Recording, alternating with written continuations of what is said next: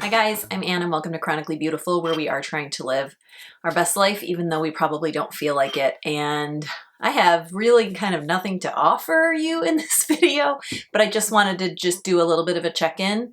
I will probably post this for my students so they can kind of know what's going on, and just for my friends and family that haven't seen me, and for all of my subscribers. We are at 827 the last time I checked, which is so exciting. I'm so close to 1,000, and I just thank you all so much for getting me there. So if that sounds like something you're interested in, just me babbling about my experiences so far during the quarantine, then keep watching.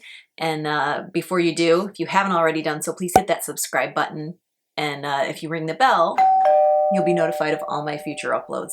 Finally, if you enjoyed the video, please go ahead and give it a thumbs up, share it, all that good stuff. All right, let's dive right in. Okay, so this is a really weird and rare kind of situation because literally everyone in the country, all over the world, we're all kind of experiencing the same thing, which how often does that happen? That we're all kind of going through the same thing, which I think is pretty cool, and it gives us just sort of a way to come together, ironically, since we all have to be so far apart. But I don't think any time in history has ever shown us something like this where we're all sort of experiencing the same thing. And it has been interesting. I guess March 13th, today is March, I have to look at my watch to tell me, which I actually put on today, did my hair, put on makeup. I'm still wearing sweats because like let's not get crazy. But today is March 28th. So I guess it was 2 weeks ago that this thing started. It seems like longer than that. Does it seem like longer than that to you? I think the first week, we had our last day of school on March 12th. We went in for a meeting on the 13th.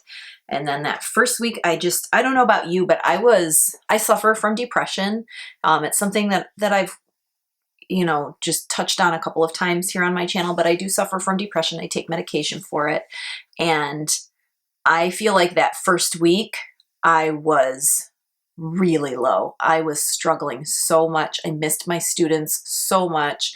I was looking at what was happening. I do suffer obviously from multiple chronic illnesses and some of those health things that they say makes this disease or this illness worse for you if you get COVID. So I was terrified, and I still am quite scared. My oldest stepdaughter is a type 1 diabetic, so she's obviously at great risk. It's really scary. And that first week, I really, really struggled. Was not doing well at all. Like, didn't leave my room, was being horrible and snappy to everybody. It just wasn't good. And then last Saturday, a week ago today, was it just a week? Gosh. Yeah, I guess it was. I saw something online about healthcare professionals needing masks, and if people who could sew could try to make a mask. And I thought, well, I have a sewing machine, not great at it. I used to make my girls doll clothes and stuff when they were little, and I've made these curtains, things like that. So I thought, okay, I'll give it a try. And I happen to have all the supplies I needed already here on hand because, as you can see, I am a craft supply hoarder. That's what's in all these bins and boxes and things. So I had everything that I needed, and after several trial runs, I did finally get one to work and found an awesome pattern online, and I will link that video below if you are someone who's interested in sewing masks. And I put a post out on Facebook that I was making these masks. I just started getting order after order after order for these masks, request after request, and I was not selling them. So just to be clear there, I'm not trying to make any money on this. I just wanted to help and do what I could. And so I ended up, in the last week, that's literally all I've done from pretty much the time I wake up to the time I go to bed, which, by the way, is so backwards right now. I'm the earliest riser in my family right now, and I'm waking up on average at like 11:30 and going to bed at like 1. And I'm the one that goes to bed early. Like, that's what's happening in my house. I don't know about you. We have teenagers, and they are staying up like all night and sleeping all day. And you know what? Whatever. It's a weird time, so we're letting them, and we're kind of doing it too. So we're just eating our meals a little later, spending our time together a little later. It's fine. But anyways, I have been just spending every minute for the last week making these masks. And I did have, my mom brought me over some extra fabric and a little bit of elastic, and I ended up making almost 200 of these masks. I have one right here, for different people in the community, different nurses, nurse friends of mine, nurse friends and people who work in like retirement homes and like EMT posts, and just friends in the chronic illness community as well. So they look like this, and they hook on your little ears, and they are adjustable, and then they have a little pocket for you to put a filter in, so you guys can, you know, if you do the pattern that's on there. So like everybody that got these, they can put a filter in. I was using pieces of furnace filter that I had in my basement. There's all kinds of different things that people are doing with these. So I was just, oh, and it's got a little metal thing, so it does squeeze around your nose. I was using beading wire because I had a bunch of flexible metal beading wire. And then I was using twisty ties because that's what I had. And then garden tie stuff. I used everything that I had. I used 3 or 4 different kinds of elastic. We used ribbon when we ran out of elastic. So it's been a family effort, and I'm really glad to have been able to help all of those people.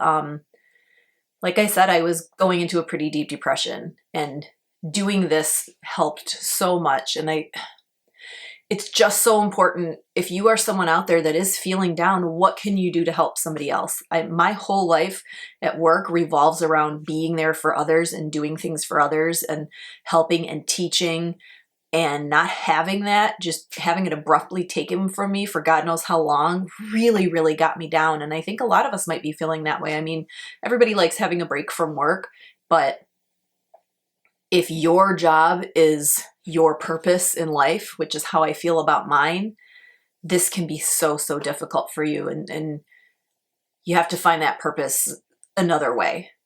And for me, that purpose was doing this and helping others. Now, after almost 200 of these things, I am taking a break. I'm almost out of all my supplies.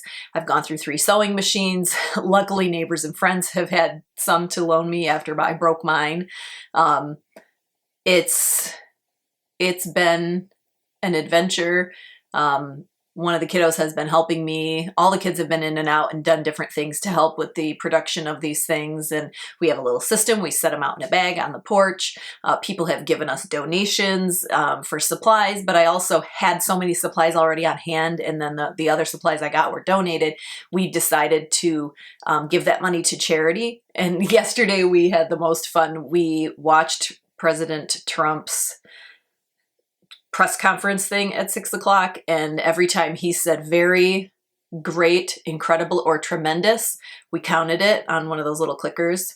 And we had everybody put their bets in on Facebook on the post of how many times he said those words total. And then the person who got closest without going over, we made a donation for $25 in their name to the charity of their choice. So we're going to continue to do those kind of fun little games.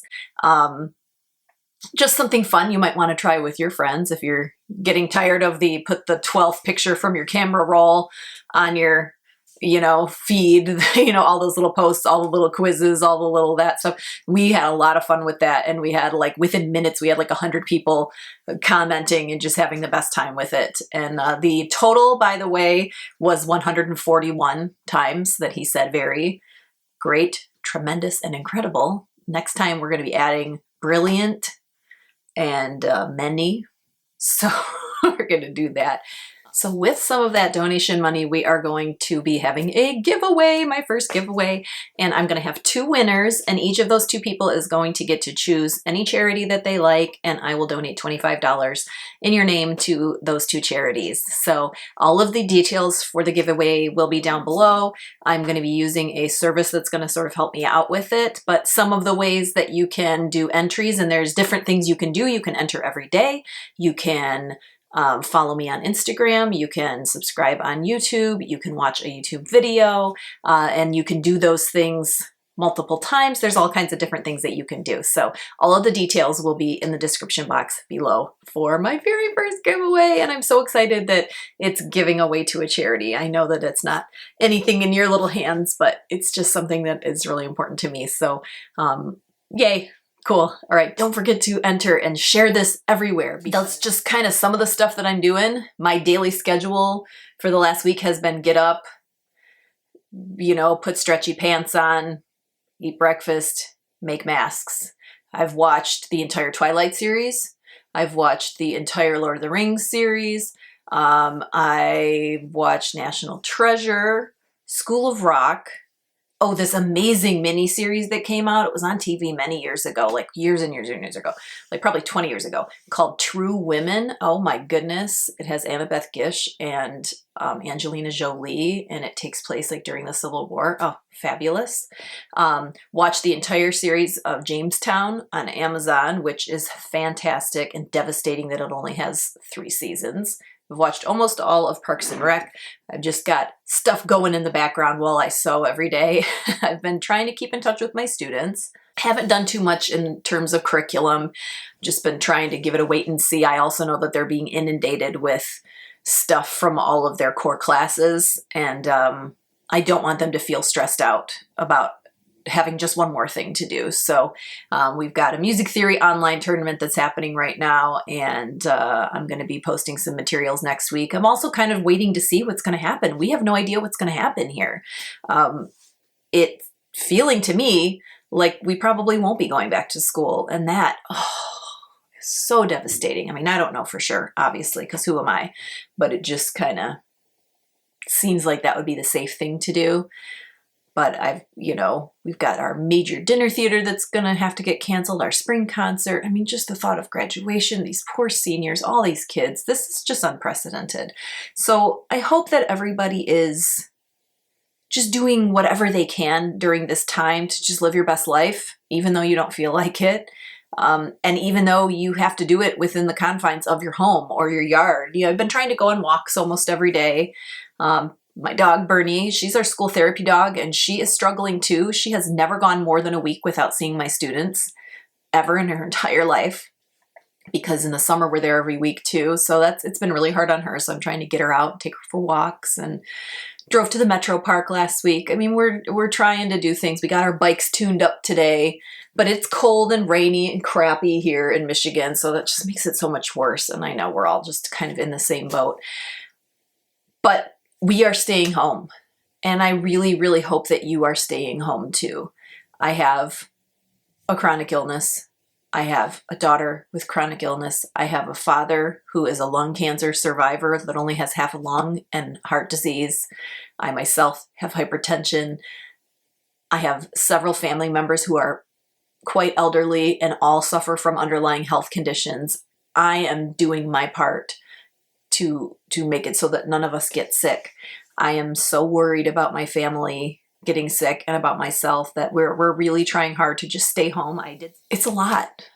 It's a lot. And I just hope that you are doing everything you can to hold it together, reading some books, praying, getting your Bible. If you're a God person, I know that's helped me in times of trouble. But I'll tell you what, the number one thing that has helped me through this is knowing that I'm doing something nice for others. And maybe that means writing letters to nurses and sending them over to the hospital just saying thank you.